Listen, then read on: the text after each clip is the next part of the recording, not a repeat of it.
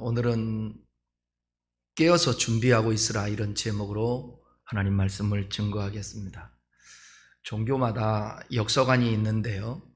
불교 같은 경우는 원형적이고 무한적 성격을 가지고 있습니다. 이 세계는 끊임없이 이 생성과 소멸의 반복이고 완전한 끝이 오지 않는다고 보는 것이죠. 종말이 있다면 그것은 세상과의 마지막이 아니라 중생의 반복된 윤회가 있다라는 것이고, 그것이 어떤 사람이 해탈하게 되면 그치고 괴로움이 그를 열반과 해탈이라고 그렇게 말하기도 합니다. 그러나 이와는 달리 우리 기독교의 역사관은요, 직선적이고 일회적입니다. 그렇기 때문에 역사는 다시 반복되지 않는다라는 겁니다. 그러기에 인간의 구원과 형벌은 단 한 번밖에 기회가 없다라는 것입니다. 알파와 오메가 되시는 주님께서 역사와 개인의 시작과 끝을 분명하게 정하여 놓았다라는 것입니다.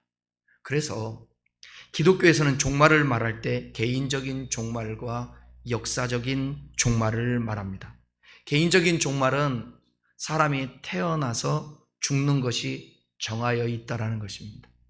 그리고 역사적 종말은 하나님께서 천지를 창조하시고 세상 끝날을 정하여 놓았다라는 것입니다. 기독교에는 이 종말 신앙을 빼어놓고 말할 수가 없습니다. 왜냐하면 사람이 죽으면 천국과 지옥으로 나뉘어지기 때문에 그렇습니다. 세상이 끝이 나면 새하늘과 새 땅이 영원히 주어지기 때문에 그렇습니다. 아니면 영원한 지옥이 지속되기 때문에 그렇습니다. 오늘은 종말에 관한 설교인데요. 기독교에서 역사적 종말이라고 하면 예수님께서 이 땅에 재림하시는 것과 연관이 있습니다. 예수님이 이 땅에 오셔서 죄를 위하여 죽으시고 부활하시고 승천하시고 하나님 보좌 우편에 계시다가 때가 되면 이 땅에 다시 임하신다는 것입니다.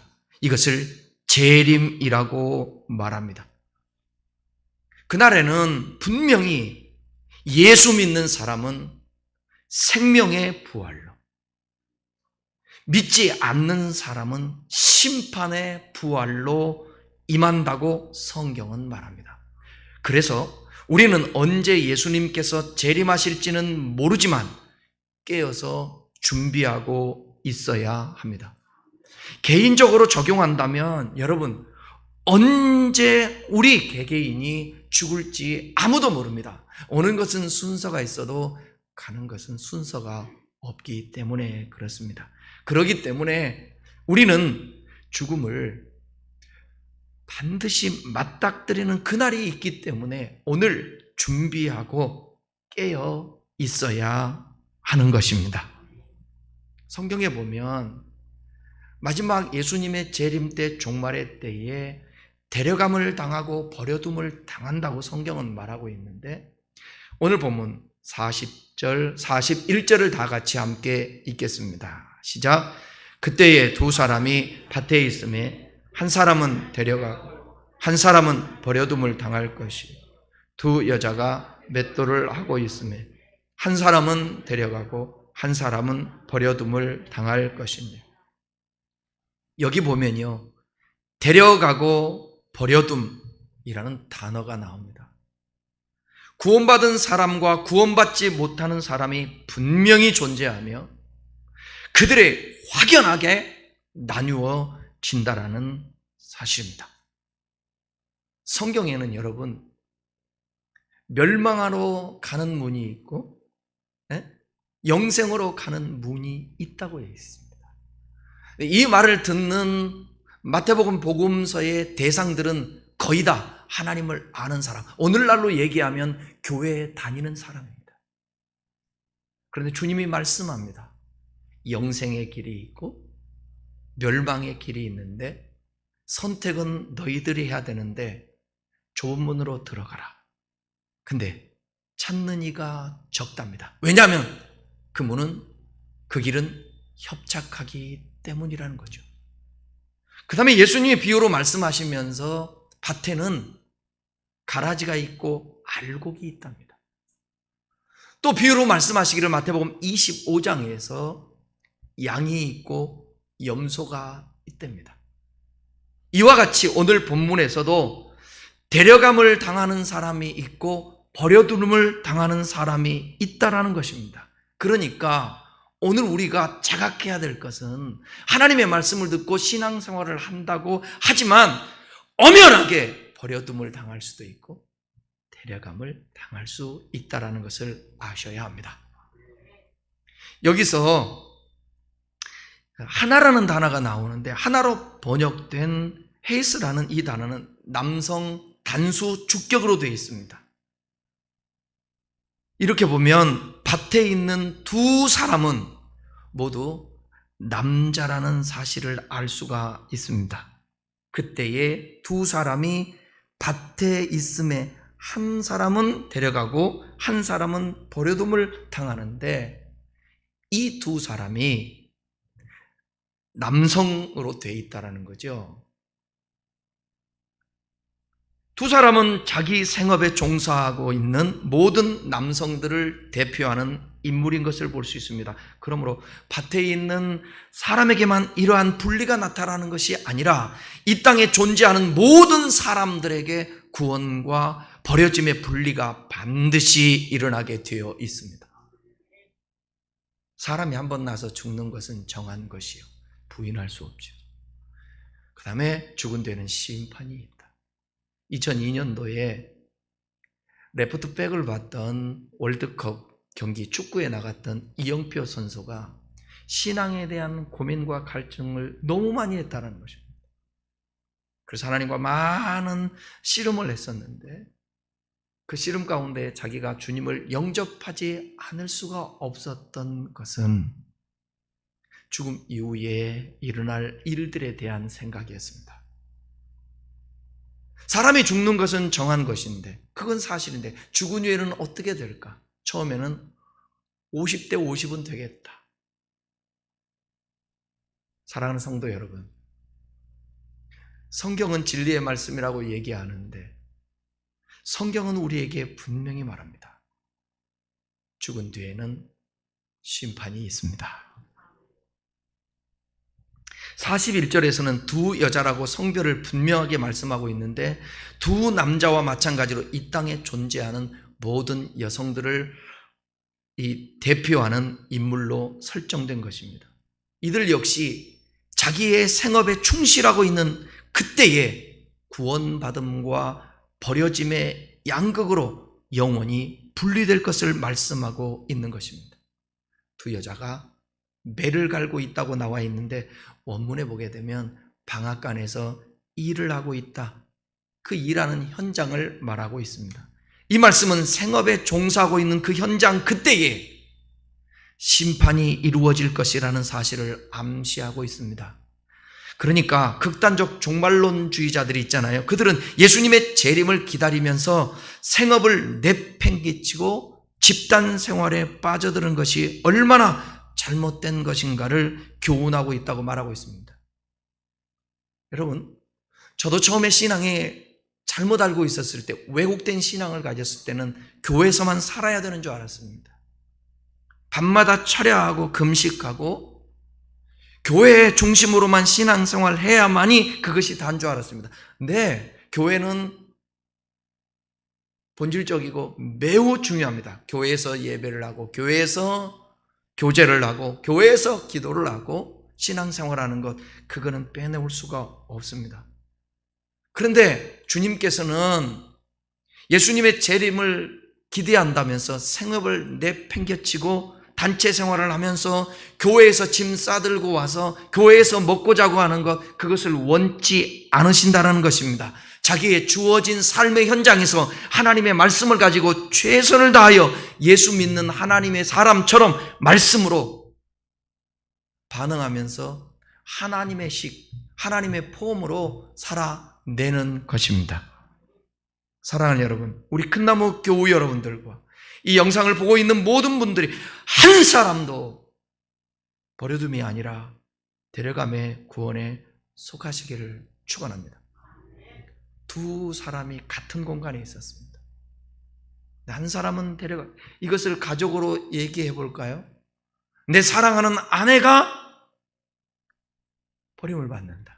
내 사랑하는 남편이 버림을 받는다. 내 가족 중에 하나가, 부모님이, 자녀들이 버림을 받는다. 형제가 버림을 받는다. 우리가 어쩌면 예수 믿는 있잖아요. 삶 중에서 중요한 부분을 차지하고 있는 것이 뭐냐? 하나님을 사랑하고 내 이웃을 사랑하며 이 땅에서 살고 내게 주어진 달란트를 가지고 최선을 다하며 살지만, 분명한 사실은 내 주변에 있는 사람들이 버려둠을 당하지 않도록 내가 먼저 견고한 믿음을 가지고, 신앙을 가지고 그들에게 예수님을 소개하고 예수님을 믿도록 내 삶을 살아내야 되고 전도해야 되는 것입니다.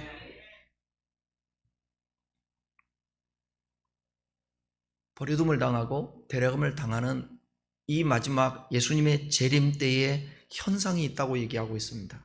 종말에는 여러 가지 현상이 나타나는데, 마태복음 24장 그 앞부분에서 보게 되면 난리의 소문이 있습니다. 민족이 민족을, 나라가 나라를 대적하여 전쟁이 일어납니다. 곳곳에 기근과 지진이 일어납니다. 거짓 선지자들이 많이 일어납니다. 그리고 상상할 수 없는 큰 환난들이 있겠다고 말씀했습니다. 특별히 오늘 본문에서는, 우리가 함께 말씀을 나눌 이 본문에서는 노아의 때와 같다고 말하고 있습니다. 예수님이 오실 때에는, 마지막 때에는 노아의 때와 같다. 어떤 부분에서는 노아의 때와 같을까요? 오늘 본문 37절과 36절부터 37절부터 39절까지의 말씀은 이렇게 말씀하고 있습니다. 한번 같이 읽어보겠습니다. 노아의 때와 같이 인자의 임함도 그러하리. 홍수전에 노아가 방주에 들어가던 날까지 사람들이 먹고 마시고 장가들고 시집가고 있으면서 홍수가 나서 그들을 다 멸하기까지 깨닫지 못하였으니 인자의 임함도 이와 같으리라. 말세에는 노아의 때와 같이 예수님의 임함이 가까웠는데도 사람들이 깨닫지 못하고 있다는 것입니다. 신앙에 대해서, 구원에 대해서 무감각합니다. 관심도 없습니다. 반응도 없습니다. 왜냐하면 생각과 마음과 계획하는 것이 오직 자기 먹고 사는 것, 육신의 정욕, 쾌락에 집중되어 있기 때문에 그렇습니다. 늘 얘기하지만 시집가고 장가가는 것, 지금은 많이 권고해야 될 시기 아닙니까? 뭐가 문제입니까? 시집가고 장가가고 먹고 마시고 뭐가 문제입니까?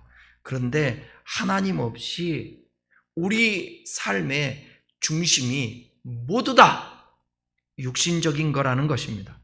어디에서 와서 무엇 때문에 살며 어디로 가고 있는지 고민하지 않습니다. 육체의 안목, 육체의 정욕, 안목의 정욕, 이생의 자랑만 쫓아서 갑니다. 이번 주간은 또 무슨 재미로 살을까? 직장에서는 또 어떻게 견디면서 살을까? 젊은이들은 내 삶의 목표지를 놔두고 거기를 향해서 달려가는데 내가 어떻게 하면서 살아야 될 것인가? 이런 고민이지, 내 영혼이 지금 건강한지 병들어 있는지, 오늘 예수님이 온다고 한다면 나는 버려둠을 당할 것인지 데려감을 당할 것인지 그런 고민이 없다는 것입니다. 그냥 하나 교회에 오는 것, 그것 때문에 나는 구원받을 수 있겠다? 성경은 그렇게 말하지 않습니다. 예수 믿는다고 말하고 있기 때문에 나는 구원받는다? 아니요. 귀신도 예수를 믿고 떤다 했습니다. 귀신의 믿음이 어떻게 구원받을 수 있습니까? 존재만 믿는 것은, 그것은 믿음이 아닙니다. 관계적 믿음이 진짜 믿음입니다. 법적으로 예수님이 나를 위해서 죽으셨으니까 나는 이제 의롭게 되었다. 그리고 나는 어떻게 살아도 하나님 앞에 구원받을 수 있다. 예수 믿으니까, 어차피 죄인이니까. 그러면 주님이 이 땅에 오실 이유가 뭐 있습니까? 저 하늘에서 그냥 표적 하나 십자가 보여주고 누구든지 저걸 믿어라 그러면 다 구원받을 것이다, 그렇게 하시지요. 하나님은 그 방법 상정하지 않았습니다. 하나님은 우리와 처음서부터, 창조하면서부터 관계하기를 원하십니다. 그래서 여러분, 관계가 되어 있다면 당연히 신앙생활을 잘하지 않을 수가 없습니다. 하나님이 내 안에 있고 내가 주님 안에 있고 그분과 동행하며 친밀한 교제가 있는데 그분의 음성을 무시할 수 있나요? 하나님을 사랑하는데 하나님을 무시하고 내 마음대로 살 수 있나요? 부부끼리도 서로 사랑하면 상대방을 존중합니다. 남편의 말에 귀를 기울이고요, 아내의 말에 귀를 기울입니다. 그런데 우리나라는 희한하게 모두 다 자기 필요성에 의해서 남편도 내 종속, 아내도 내 종속, 남편도 내 마음대로 시키는 대로 해야 돼, 아내도 내가 시키는 대로 해야 돼. 아니요, 성경은 그렇게 말하고 있지 않습니다. 서로 간에 인격적인 관계로서 사랑할 때 순종의 관계가 되고, 그 순종은 주 안에서 순종하게 되는 것이고. 큰나무 교회 여러분, 예수를 믿으려면 성경대로 믿어야 합니다. 성경대로. 혹시 주님에 대해서 불신하면서 신앙이 아직도 자라지 않고 있는 사람이 있으면 제가 제안 한번 해보겠습니다. 여러분, 성경 한 번이라도 읽어보셨나요? 아니, 2번이라도 읽어보셨나요?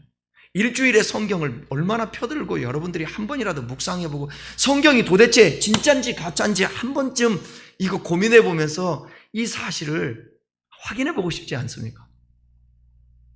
그러지 않으면서 내 이성을 가지고 하나님이 없다, 천국은 무슨 천국, 지옥은 무슨 지옥, 죽으면 끝나지, 조금 고민해봤으면 좋겠습니다. 요즘 시대는 마치 가마솥의 개구리처럼 죽어가고 있는 것입니다. 노아의 홍수 때 다 멸하기까지 사람들이 깨닫지 못합니다. 노아는 선포를 합니다. 홍수가 날 것이다. 나는 방주를 짓는다. 하나님의 명령이라. 여러분들도 방주를 지으십시오. 반드시 심판의 홍수가 올 것입니다. 이 소리가 들렸을 때인데 사람들은 그 말에 전혀 개의치 않고 자기 욕망대로 마지막 비가 내리고 심판이 오기까지 깨닫지 못합니다. 사람이 존귀하나 깨닫지 못하면 멸망하는 짐승과 같다 그랬습니다. 중요한 성경 구절을 한번 여러분 같이 읽어볼 텐데 한번 보십시오. 전도서 8장 11절입니다. 악한 일에 관한 징벌이 속히 실행되지 아니하므로 인생들이 악을 행하는 데에 마음이 담대하다. 그대로 놔두세요. 악한 일을 하고 죄를 져.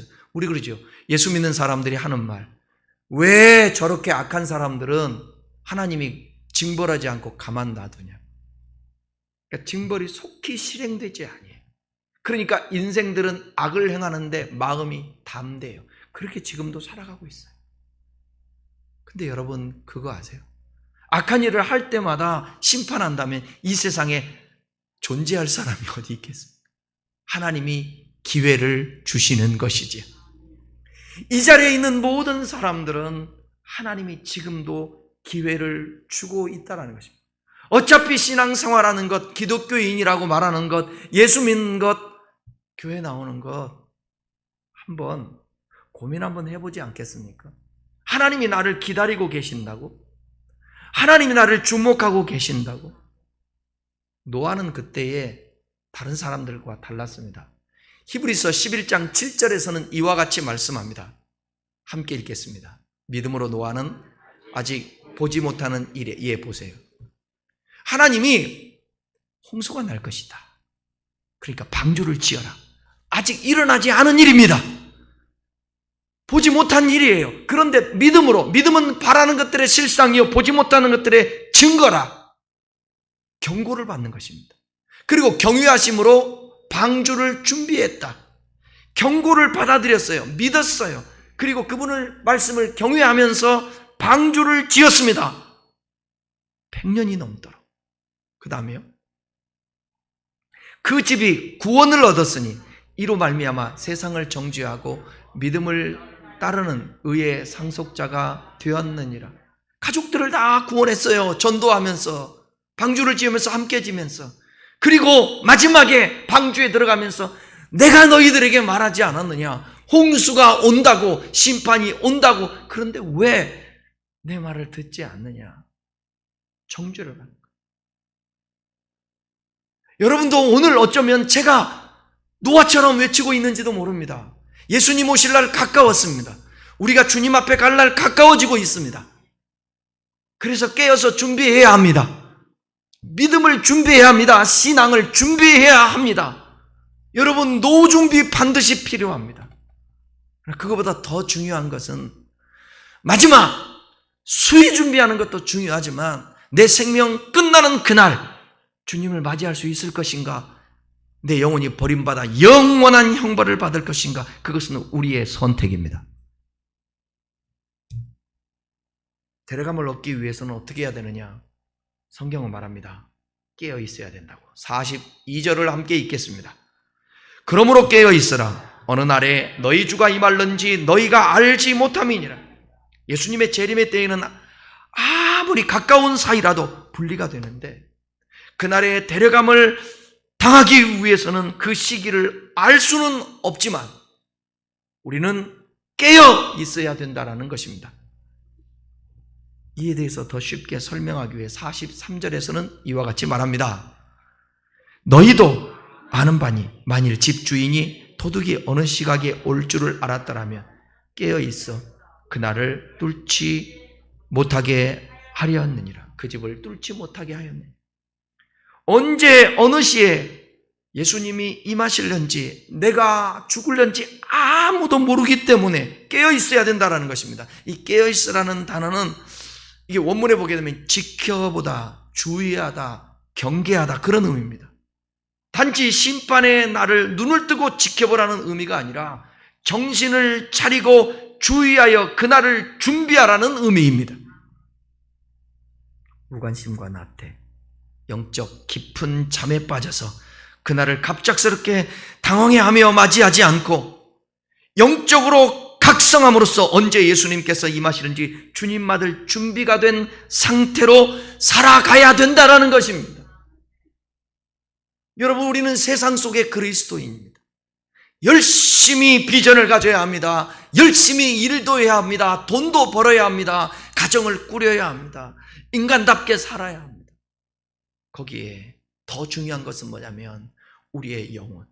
오늘 밤 내 영혼을 취하면 네가 추구했던 것, 네가 소유했던 것, 그 모든 것이 네 것이 되겠느냐? 예수님이 부자 청년에게 한 말이에요. 그러나 이 부자 청년은 예수님의 말씀에 아랑곳하지 않고 자기 길을 갑니다. 그때 예수님이 붙잡으셔야 되잖아요. 청년아, 멈춰라. 너 그렇게 가면 죽을 거야. 이미 내어 달리고 있는 사람은, 방향을 튼 사람은 아무리 외치고 소리를 쳐도 자기 방식대로 살아가려고 합니다. 그럼에도 불구하고 오늘 이 말씀을 듣는 우리 큰나무 교우 여러분들, 영적 깊은 잠에서 깨어날 수 있도록 설교를 들으면서도 이렇게 기도하십시오. 나 저 설교가 무슨 말인지 알지 못하고 느낌도 없지만 주님 진짜 살아계시다면, 최소한도 이런 본질적인 기도는 해야 되지 않아요? 살아계시다면 한번 저 좀 찾아와 주세요. 나 좀 만나 주세요. 어떤 방법으로든. 그래서 각성해야 되지 않겠습니까? 그래서 그날을 준비해야 되지 않겠습니까? 저는 예수 믿고 가장 크게 달라진 게 죽음에 대한 그 죽음을 직면하는 저의 태도입니다. 죽음이라는 게 두려웠거든요. 근데 지금은 사람들과 이별한다라는 그런 내 안에 아쉬움과 두려움은 있지만 죽음 자체에 대한 두려움 없습니다. 왜냐하면 나는 부활이요 생명이니 나를 믿는 자는 죽어도 살겠고 무릇 살아서 믿는 자는 영원히 죽지 않으니 영원히 죽지 않는다는 거예요. 아멘이죠. 내 말을 듣고 나 보내신 이를 믿는 자는 영생을 얻었고 심판에 이르지 아니하나니 사망에서 생명으로 옮겼느니라. 예수 믿는 게 이 축복이에요. 저는 지금 40년 가까이 신앙생활하고 여기까지 왔지만 나의 지나온 삶들이 아쉬움들은 있지만 후회하지 않습니다. 하나님이 주의 종으로 불러서 거기에 응답하고 지금까지 달라오면서 하나님 앞에 분명히 쓸 날이 있을 거 아닙니까? 내가 성공하기 위해서 목사된 것도 아니고, 내가 복받기 위해서 이 땅에서 예수 믿은 것도 아니고, 나는 주의 종으로 헌신할 때 이런 생각을 가졌어요. 내가 믿을 건 아무도 없었어요. 가족들이 예수를 믿나? 가족들이 무슨 부요해서 나를 어떻게 뒤에서 서포트를 해줄 것인가? 없었어요. 단 한 가지 붙들고 신앙생활 했어요. 뭐냐면, 하나님 앞에 기도하면 되겠다. 하나님 앞에 기도하면 되겠다. 그리고 나의 주어진 길을 가야 되겠다. 그러면 제가 목사 안수를 받고 목사님들 앞에서 처음으로 설교한 본문이 어디냐? 디모데 후서 4장 7절 이하입니다. 그 말씀이 뭐냐? 내가 선한 싸움을 싸우고 달려갈 길을 마치고 믿음을 지켰으니 이후로는 나를 위하여 의의 면류관이 예비되었습니다. 그때 제 나이가 이제 막 30입니다. 거기에 많은 목사님들이, 지방의 목사님들이 함께 예배를 드렸는데, 가장 어리고 초년병 목사가 첫 설교를 하는데, 설교하고 내려오는데 목사님 한 분이 이윤영 목사님이에요. 그분이 그러더라고요. 저를 붙잡고 그러더라고요. 목사님 정말 은혜 받았습니다. 그리고 끝까지 잘 들어가십시오. 저는 그날의 설교를 잊을 수가 없습니다. 그리고 제가 강원도 치악산에 가서 설교할 때에 그날도 잊을 수가 없었습니다. 제가 그때는 사례비 받는 것도 아니고 그냥 와서 설교해달라고 그래서 그 젊은 열정에 30대 한 중반 정도 됐나? 설교를 했어요. 늘 부족하다고 느꼈는데, 제가 그때 이런 목회자의 좀 어려움도 있어요. 어떤 어렵냐면, 저는 한문 세대가 아니잖아요. 근데 보통 이제 기도원 같은 데 집회를 하면 헌금 봉투가 올라오잖아요. 그럼 헌금 기도를 해줘야 되잖아요. 근데 이 헌금 봉투에 한문으로 쓴 거예요. 이름을. 얼마나 어려운 이름인지 제가 알 수가 있어야죠. 옛날에 우리 안수 집사의 아버님 윤항님 성도님이 헌금을 할 때에 한문으로 쓰셨더라고. 여러분 생각해 보세요. 윤항님, 이 한글이, 한문이 쉬울까요, 어려울까요? 제가 지금도 기억해요. 되게 어려운 한문이시더라고. 근데 그때는 제가 찍었어요. 왜? 우리 교인 중에 한문으로 이렇게 헌금을 이름을 써서 하실 분은 그분밖에 없구나. 그래서 윤항님, 그리고 기도를 했어요. 근데 그때는 한문을 모르겠는 거예요. 도대체가 어려워서. 그래서 어물버물했어요. 그럼 얼마나 멋졌겠어요. 설교를 하고 헌금. 그런데 제가 설교를 하고 내려오는데, 나는 부끄러워 죽겠는데 내려오는데 그런 거 있잖아요.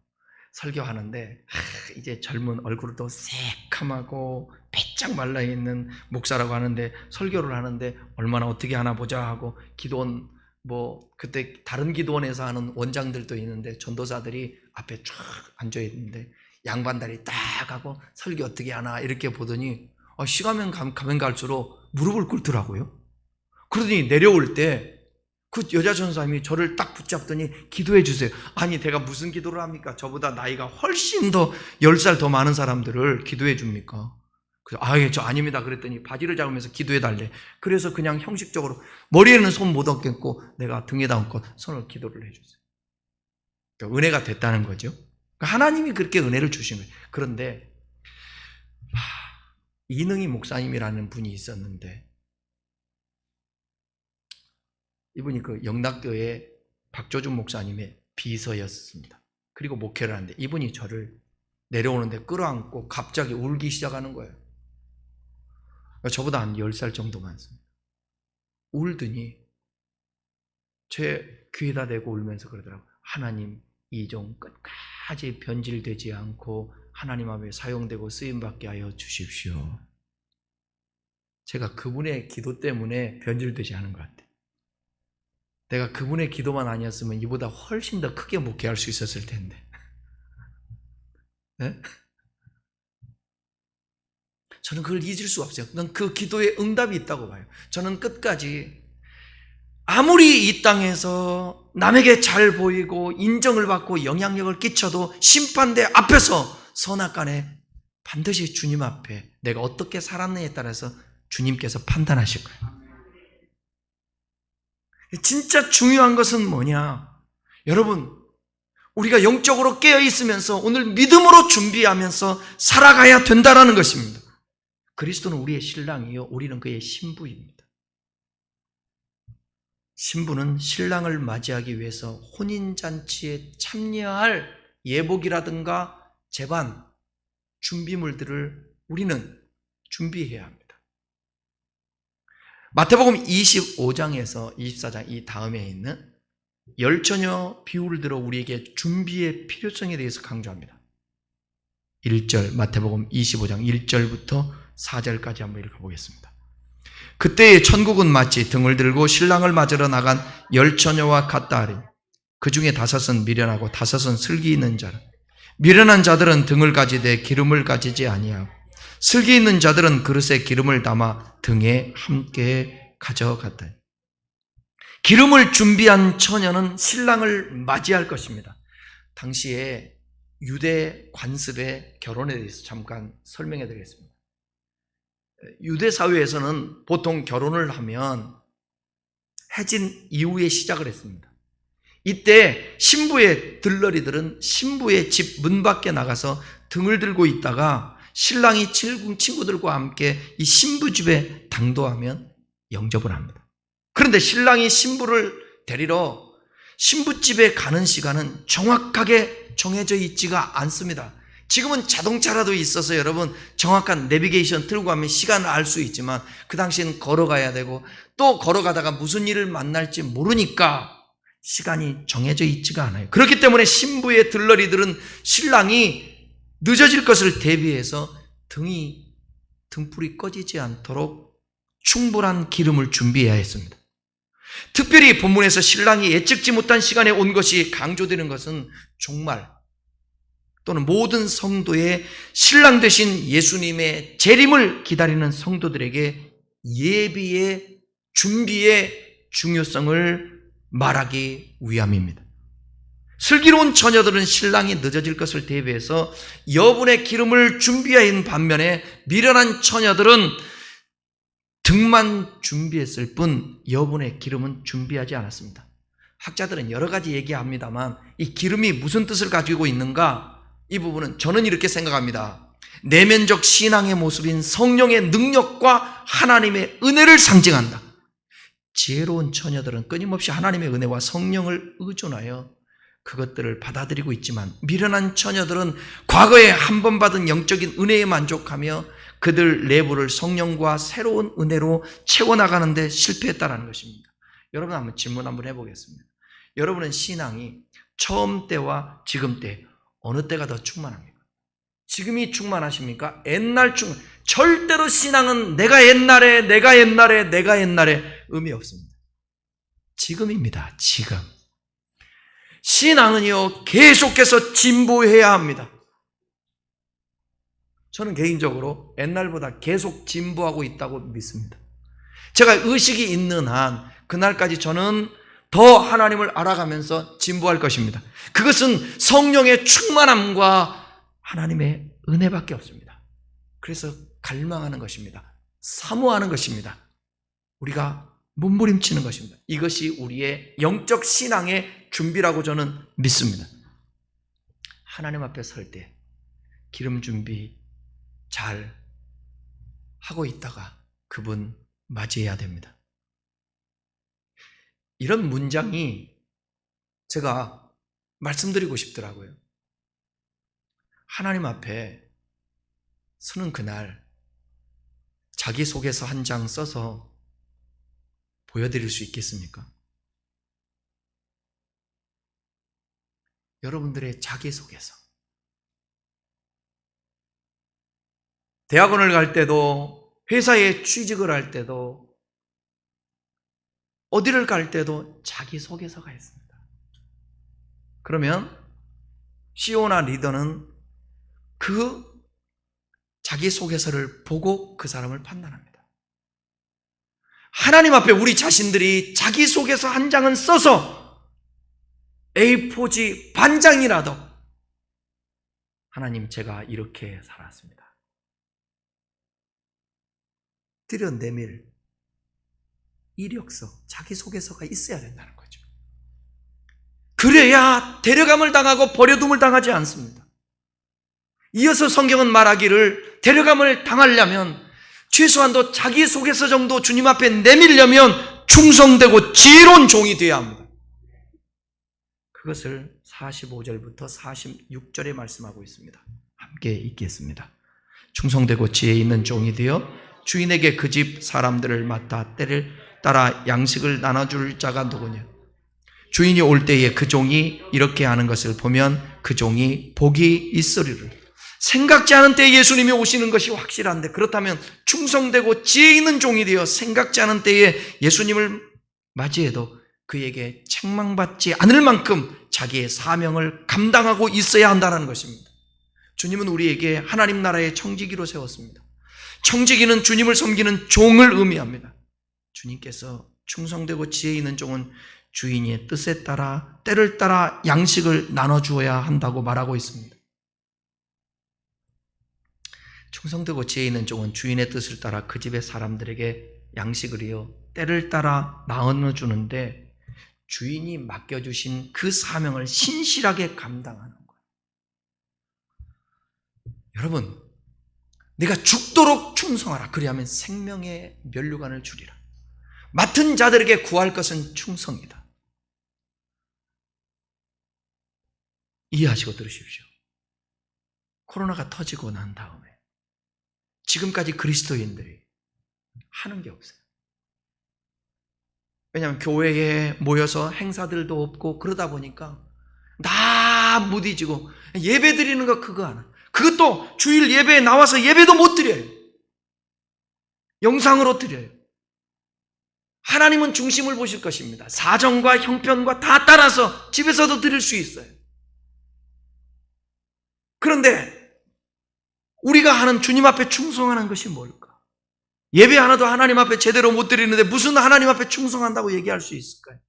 자기 맡겨준 안내, 기도, 헌금위원 그거 하나 감당하지 못하는데, 그것도 한 달에 한 번씩이나 돌아올까 말까 하는, 감당하지 못하는데 충성이라는 얘기를 여기서 할 수 있을까요? 우리가 못하는 거예요.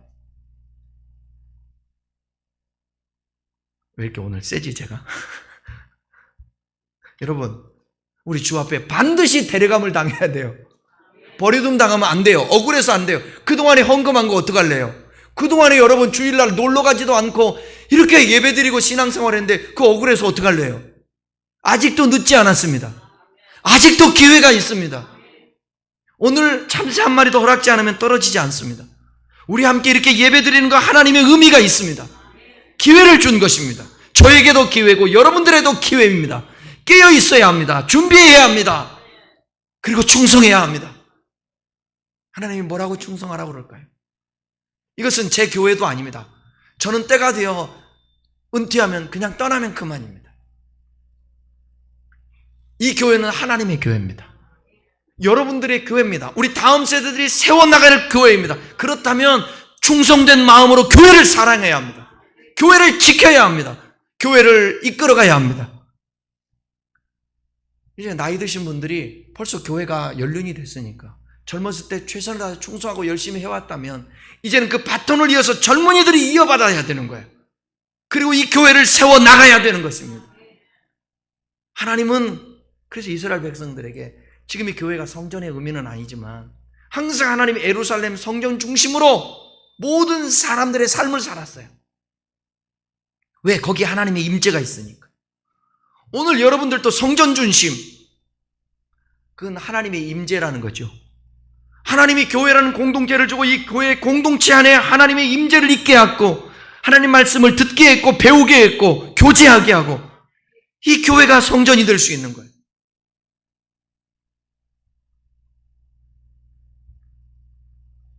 하나님은 우리 각자들에게 달란트를 줬습니다. 그 달란트를 사용해야 합니다. 아멘. 지금도 찬양 잘하는 사람들이 얼마나 많아요. 근데 어떤 교회들은 찬양도 못하고 있어요. 반주자들도 얼마나 많은지 몰라요.